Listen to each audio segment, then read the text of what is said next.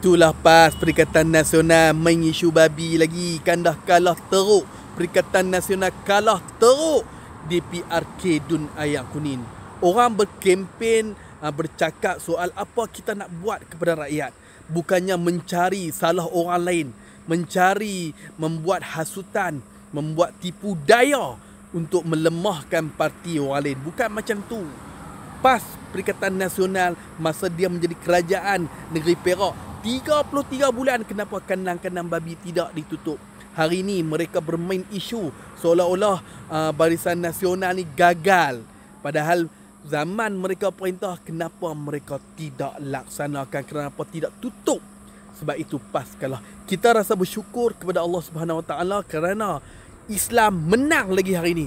Hari ini kita tengok Dr. Ustaz Yusri Bakir, calon Barisan Nasional, menang di Dun Air Kunin. Ini menunjukkan bahawa Islam menang hari ini. Jadi yang kalah adalah mereka yang suka membuat fitnah, membuat tuduhan yang bukan-bukan, yang mengejek amdap. Tapi mereka akhirnya dihukum kerana mulut mereka, kerana pemimpin mereka yang suka maki hamun orang.